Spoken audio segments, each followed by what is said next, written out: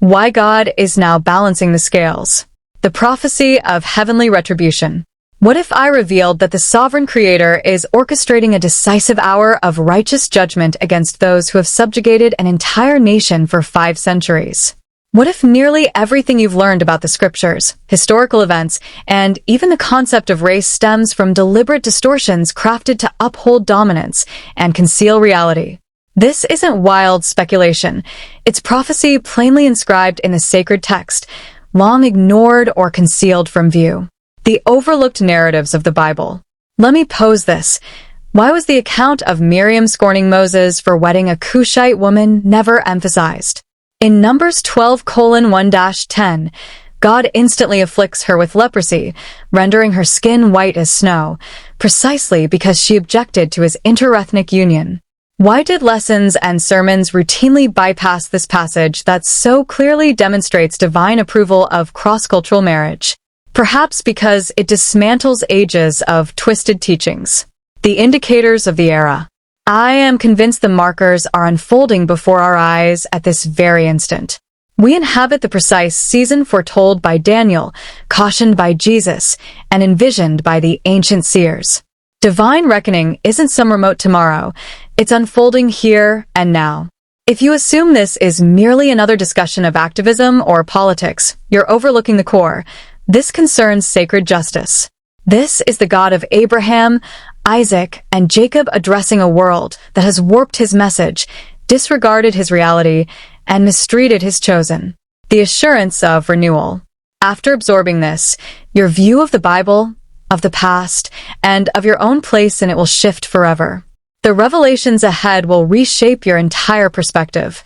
To be direct, over the coming hour, I will present 7 undeniable scriptural proofs that God has consistently aligned with the downtrodden, championed the sidelined, and is readying accountability for those who have twisted his words to excuse wrongdoing. The pivotal role of Black figures in Scripture.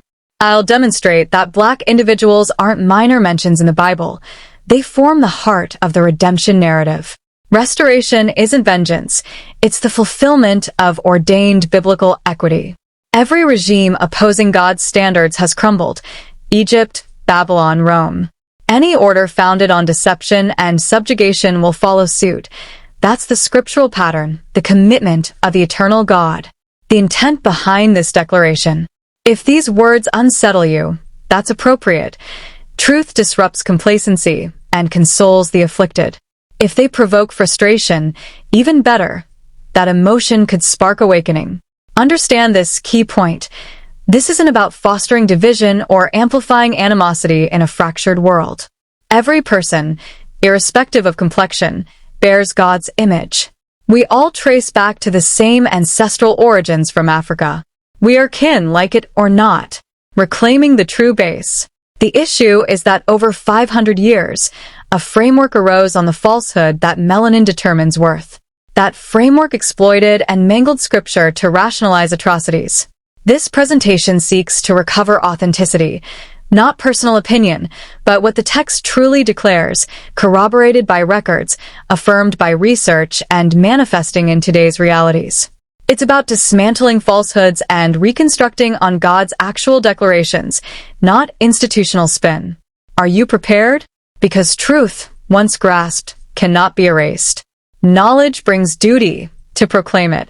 The outline of evidence. In the following 60 minutes, I will establish something that will upend what you've absorbed in worship, classrooms, and culture. I will substantiate that the Almighty has perpetually championed the marginalized and embedded his advocacy for Black people across the Bible in manners intentionally obscured, mistranslated, or dismissed for generations. My commitment. First, humanity's roots trace to Black Africans, with Genesis aligning this scientific reality. Second, Moses, the supreme prophet, wed a Black Cushite, and God inflicted severe penalty on his sister for objecting, as detailed in Numbers 12. Third, Psalm 68 verse 31 offers a specific assurance to Ethiopia, Cush, that has upheld the oppressed through eras. Fourth, I'll link the Exodus bondage and deliverance to the 400-year ordeal of Africans in America, revealing the intentional parallel. Fifth, Jesus aligned with the impoverished, exploited, and excluded. Black theology simply echoes scripture. Sixth, explore Mishpat, the Hebrew term for justice signifying restoration, not mere penalty, and it's tied to contemporary reparative demands. Seventh, prophetic indicators from Daniel, Matthew, and Revelation confirm end-time events and impending global divine justice. The deliberate concealment of history. Beyond that, I'll trace how this truth was suppressed, naming doctrines, laws, figures, and entities that erased African biblical and global roles. You'll see how the fabricated curse of Ham rationalized bondage, despite no scriptural basis. You'll uncover how Renaissance painters whitened biblical characters from Middle Eastern and African contexts. You'll learn how schooling systems erased African innovation while claiming white supremacy in discovery and progress, contrary to evidence. Reclaiming authentic identity. Once the construction and motive of the deception become clear, the vital step follows, discovering your true essence. Not as perpetual victims or offspring of captives, but heirs of royalty, architects, defenders, and sages, survivors of the Middle Passage, builders of empires' fortunes without reward. Your genetic and ancestral legacy. Your DNA holds echoes of humanity's earliest mothers. Your forebears' brilliance is irrefutable, from Garrett Morgan's traffic signal to Jan Matzeliger's shoe-lasting machine, Charles Drew's blood plasma innovations. Further back, Egypt's monumental engineering, Timbuktu's scholarly centers, Mali's opulence, Kush's military might. This legacy was plundered through destroyed archives, revised curricula, and narratives starting history in bondage. It began in splendor, and will conclude in splendor per divine pledge and prophecy. The outcome of embracing truth. Engaging this will alter you irreversibly, no return to unawareness. Anger may arise, but it can fuel empowerment. Sorrow may strike, yet it can ignite resolve against future ignorance. A summons to bravery. For those advantaged by deception-rooted privilege, a decision awaits. Dismiss this as inflammatory, defend the status quo, or confront history candidly. Recognize the Jesus you profess sided with the vulnerable, rebuked religious pretenders, and declared the last first, the first last. This isn't personal shame. It's dismantling enduring false structures.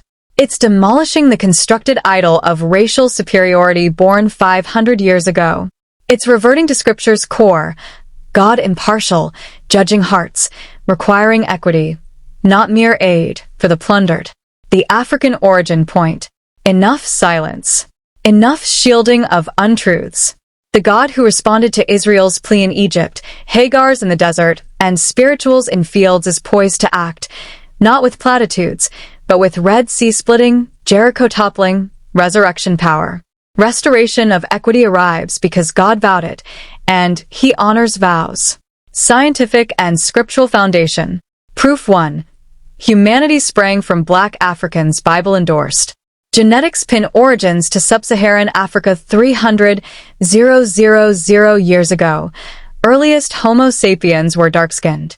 Genesis 10's Table of Nations lists Ham as progenitor of Cush, Ethiopia/Sudan, Mizraim, Egypt, Canaan, put all African lines. Civilization renewed through Noah's sons, prominently Ham's African branch. The curse of Ham myth. Noah cursed Canaan alone. Genesis 9 verses 20 to 27, fulfilled in Joshua's conquest, not skin color, Africa, or transatlantic bondage. That teaching emerged in the 1400s to 1500s to sanctify exploitation, clashing with Galatians 3:28's equality. Imagery control.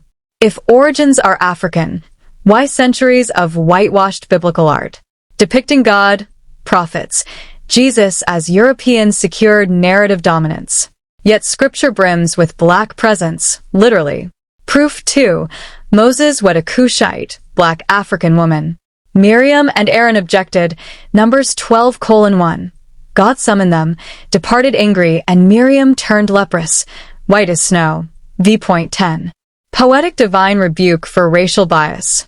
Aaron pleaded, Moses interceded.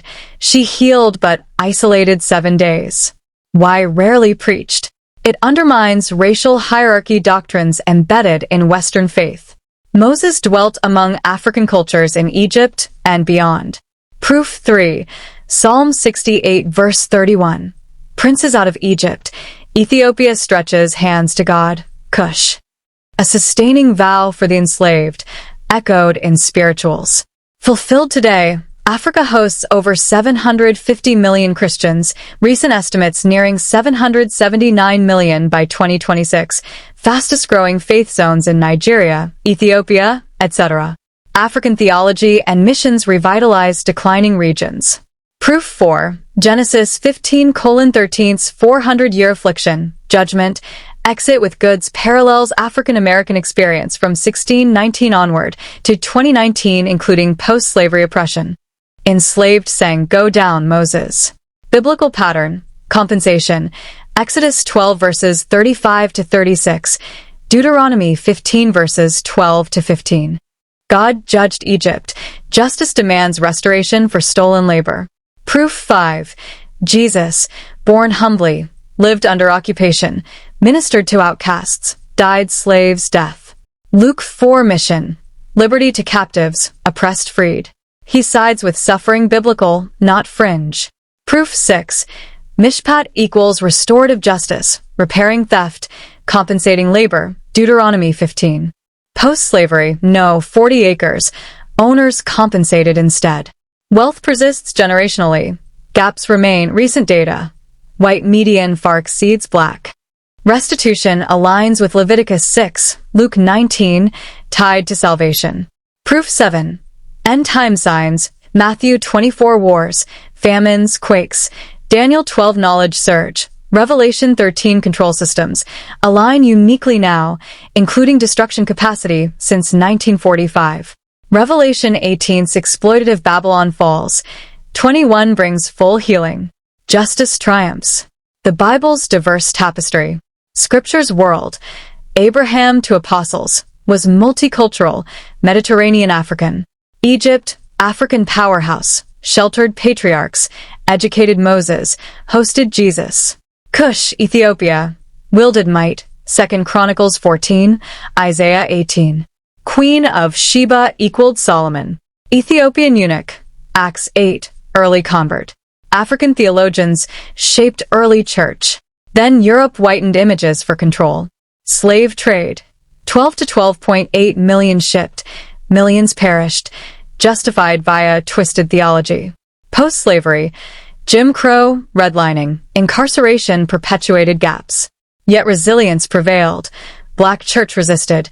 Scholars unearthed truth. Your true self, survivor of horrors, heir of glory, from Africa's cradle to empires. Not cursed, but image-bearers. Galatians 3 verse 28 unity, Romans 8 verse 17 heirs. Responsibility follows. Live, proclaim truth. No shrinking. God affirms you enough. Stand for justice as his kingdom advances.